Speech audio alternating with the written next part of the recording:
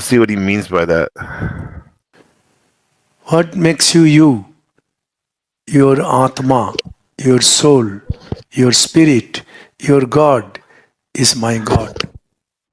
So I pray to your God, which you never did it 1 second since you born. He's saying they don't even pray to themselves. They don't even honor their own bodies. Right? He's almost like putting them down because they're not honoring or paying respect to their bodies. Something that everyone has this mobile supercomputer, but most people don't even realize the beauty of it. Everyone has a body. Everyone has their own perspective. I like to call it the assemblage point. The human aura consists of a seemingly infinite number of ridges or bands or threads.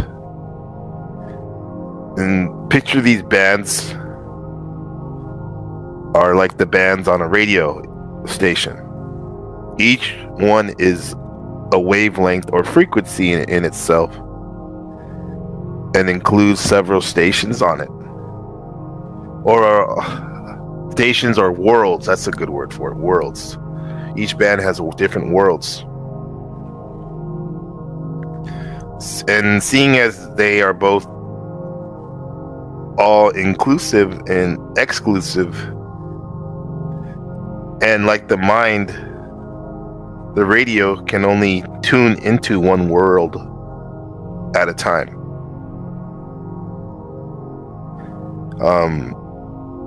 I remember reading the Carlos Castaneda book, The Fire from Within, where he summed it up. He said the universe is an infinite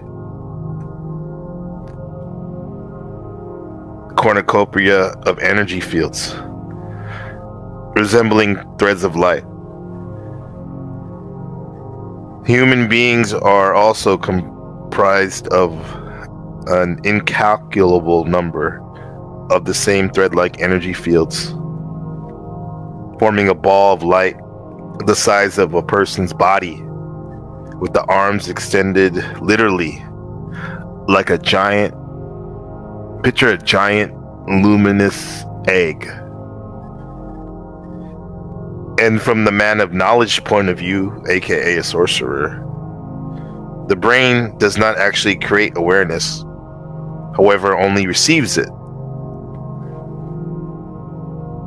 We select a given band or wavelength by manipulating a point that lies within the aura, a point of perception situated somewhere upon these bands.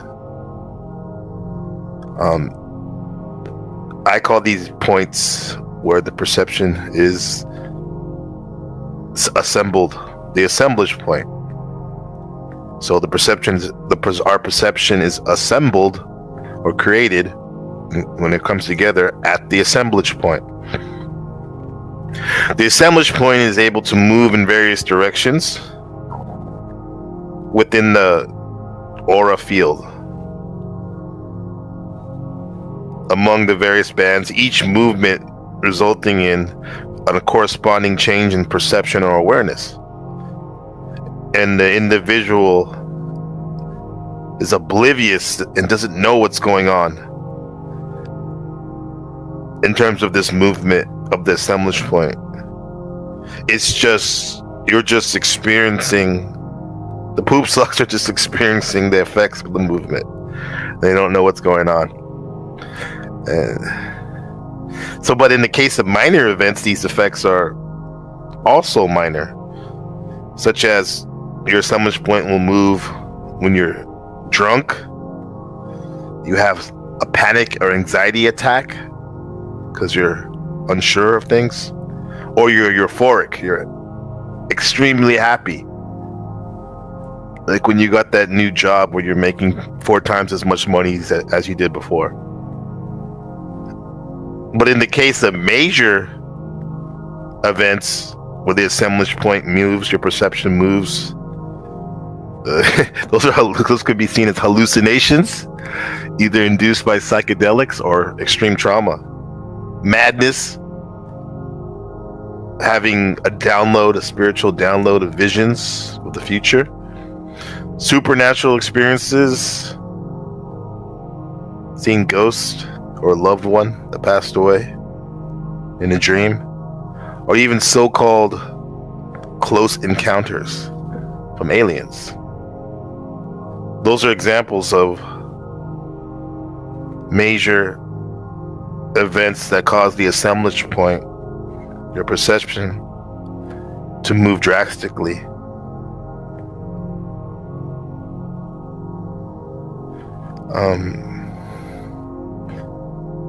It's almost as if the sun and the moon came together inside of you and blew up and shift your whole reality. I mean, this is happening all the time, right under our noses. And it's literally in arm's reach because the assemblage point is around your stomach. Once the assemblage point begins to move, you become open to the onslaught of the unknown. The void comes rushing at you. The average or an hallucination, or else they dismiss it as perfectly acceptable and just what happens.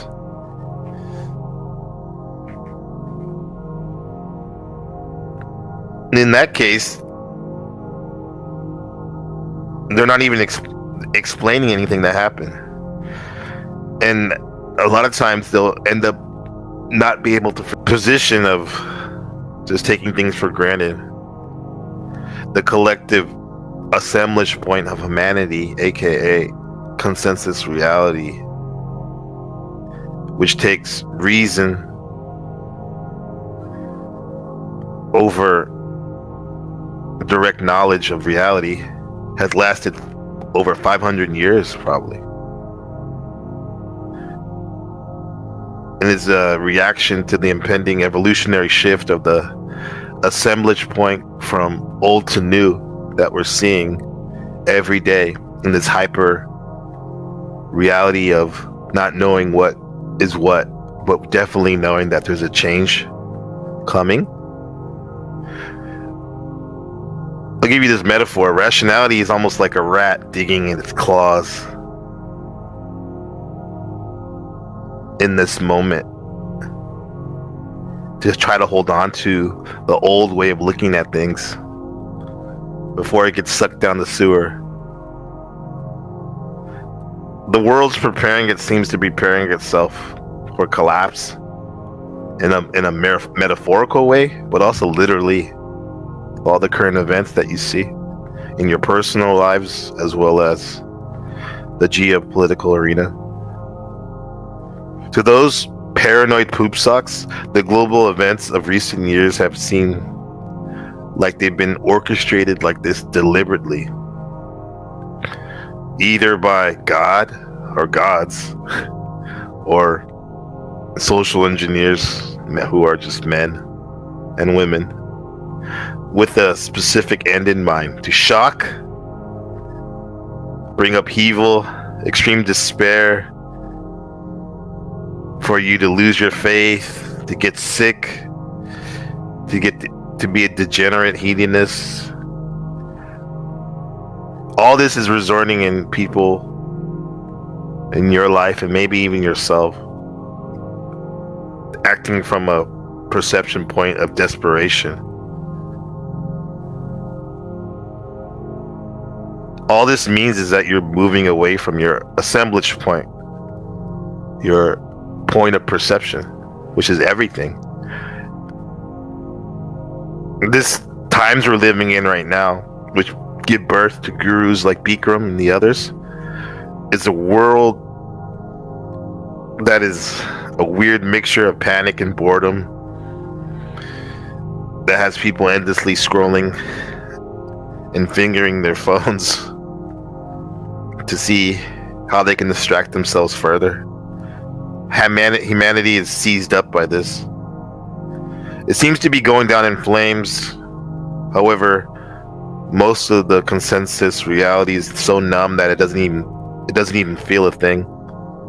Something has got to give.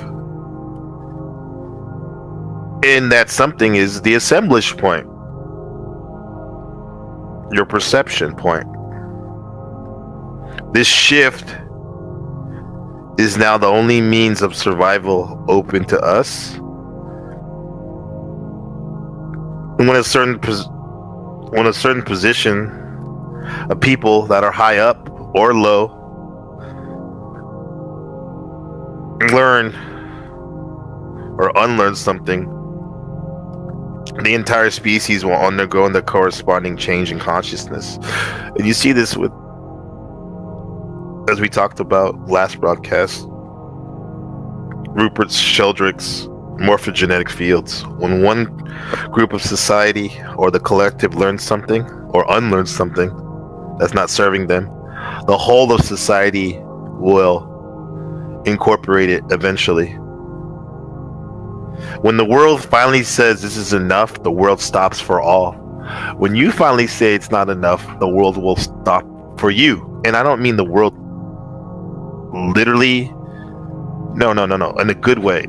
Like when you really look at what's going on in your life and see what's not serving you and what is serving you, and just hold on to what's serving you, what's helping you thrive, you will change your whole world. You will change your whole perspective.